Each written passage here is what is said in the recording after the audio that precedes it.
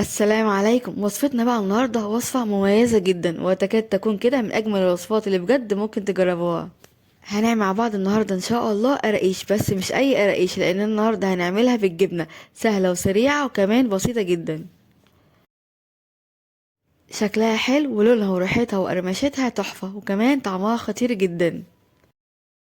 حلو قوي كده للفطار مع كوباية الشاي الصبح وبألف هنا.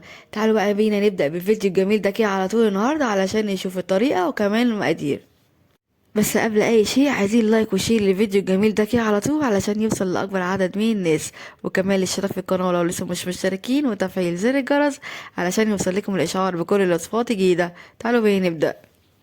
هنسمي الله. واول حاجه بقى معايا هنا كوبايه الا ربع من الحليب او اللبن الدافي. هضيف كده عليه معلقه كبيره من السكر، وكمان معايا معلقه كده كبيره من الخميره الفوريه. هقلبهم بقى كده كويس جدا لحد ما اتاكد ان السكر والخميره دابوا كده معايا تماما.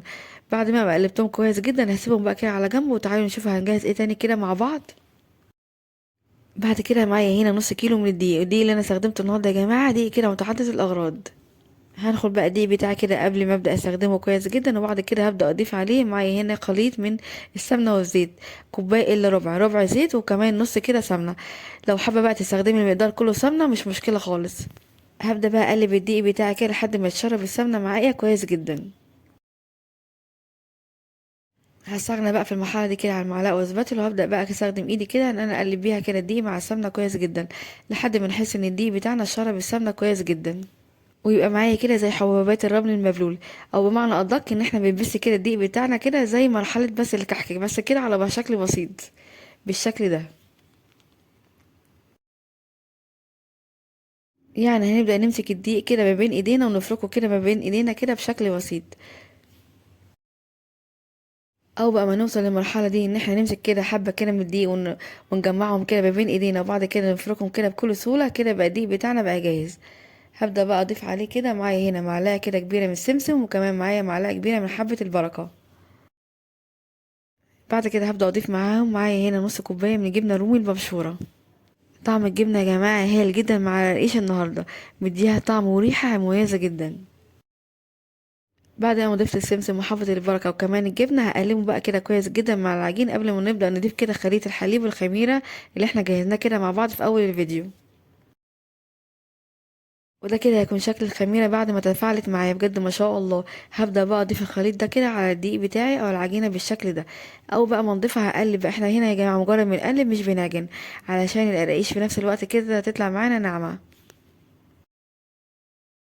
في الوقت ده لو حسيت كده ان العجينه بتاعتك محتاجه كده لسه سوائل تقدري تضيفي لها. انا ضفت كده العجينه بتاعتي حوالي كده معلقتين كبار، وده يرجع يا جماعه ان في ايدي كده بيمتص سوائل اكتر ودي لا. بعد ما ضفت بقى معلقتين كبار هقلبهم بقى كده كويس جدا، وده كده هيكون شكل عجينه القرقيش معايا بجد ما شاء الله. طريقتها سهله وبسيطه جدا، وكمان مش هتاخد وقت معاكي خالص في التحضير. هغطي بقى العجينه بتاعتي كده واسيبها ترتاح كده حوالي دقيقتين 3 قبل ما ابدا اشكلها.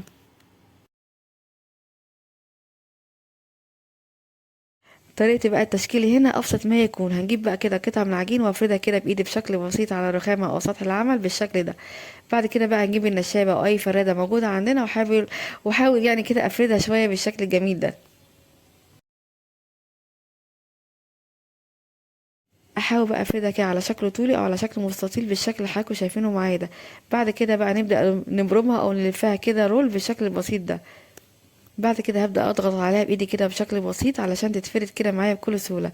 هجيب بقى الفرادة بتاعتي او النشابة وامشي كده على السطح كده مرة او اتنين علشان يديني كده سطح املس للقريش بتاعتي، وكمان يكون متساوي في نفس الوقت. هجيب بقى كده اي قطعة موجودة عندي وابدأ كده اسوي الاطراف، وبعد كده هبدأ اقطعها كده بالشكل البسيط ده. الحجم بقى او حجم القطعة او سمكها هنا زي ما انتوا عايزين، ممكن بقى تكبروا او تصغروا عن كده زي ما انتوا عايزين، بس حجمها كده يا جماعة كان مناسب جدا. بصوا بقى شكلها من قريب كان عامل ازاي بجد ما شاء الله، وكمان بقى مش قادره اقولكم ريحتها قبل التسويه كانت عامله ازاي. لازم بقى تجربوها كده بنفسكم علشان تشوفوا النتيجه. تعالوا بقى نشكل كده واحده مع بعض تاني كده بسرعه. هناخد بقى قطعه من العجين وابدا افردها كده زي ما حضراتكم شايفين كده على الرخامه، على شكل طولي او اسطوانه او زي ما انتوا عايزين. المهم بتفردوها بالسمك كده الرفيع ده. بعد كده هبدا الفها رول، وبعد كده هبدا ادوس عليها بايدي واضغط عليها بايدي بسيط كده. بعد ما ضغطت عليها هجيب الفرادة او النشابة وارجع كده مرتين تلاتة على سطحها علشان السطح بتاعي يكون ألمس معايا. هنجيب بقى القطاعة وافضل اقطعها الحجم بقى والطول زي ما انتوا هنا عايزين. هيكون بقى كده جنبي الصاج دهنة كده بسيط بالزبدة او السمنة، وبعد كده هبدأ ارص فيه كده قرقيش القمر بتاعتي دي. هنكرر بقى كده الموضوع بنفس الطريقة لحد كده ما نخلص كل قطع العجين الموجودة معايا. هكمل بقى كل قطع العجين الموجودة معايا كده بنفس الطريقة. بصراحة من أجمل الوصفات بجد اللي ممكن تجربوها، طريقتها سهلة وكمان مكوناتها اقتصادية جدا، وغير كده كمان طريقة تحضيرها وتشكيلها أبسط ما يكون، في ثواني معدودة كده هتكون جاهزة معاكي. وكمان وقت تسويتها مش بتاخد وقت معاكي خالص. أنصحك بقى لو جربتيها جربي بقى في كمية أكبر من كده لأن هي بجد هتعجبك جدا. ده كده بقى هيكون الشكل النهائي للصاج أو الصينية بتاعتي بعد ما رصيت فيها القريش، بجد ما شاء الله. بصوا بقى هنا معايا الجمال، بصراحة مش هتلاقوا أجمل من كده، ممكن تجربوه. هنتكلم بقى عن التسوية. هنسخن الفرن بتاعنا كويس جدا قبل ما نبدأ كده نسوي القرقيش بتاعنا حوالي كده 10 دقايق، وهتكون درجة الحرارة على درجة حرارة 200. وهنحط الصينية أو الصاج بتاعنا كده في الرف الأوسط، وهنكون مشغلين النار من تحت بس. هتقعد معانا بقى في الفرن كده حوالي من 25 ل 30 دقيقة.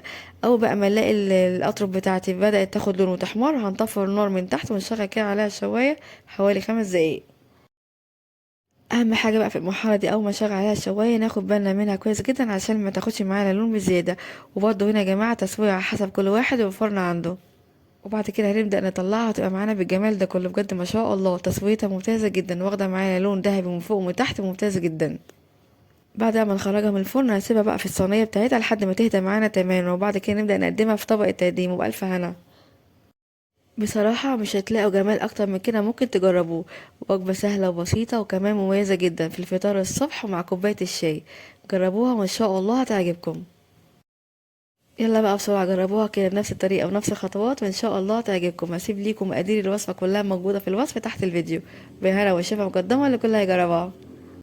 لو عجبكم بقى فيديو النهارده وصفة النهارده ما تنسوش اللايك والشير للفيديو الجميل ده كده على طول علشان يوصل لأكبر عدد من الناس، وكمان الاشتراك في القناة لو لسه مش مشتركين وتفعيل زر الجرس علشان يوصل لكم الإشعار بكل الوصفات الجديدة. اشوفكم على خير ان شاء الله في فيديو جديد، مع السلامة.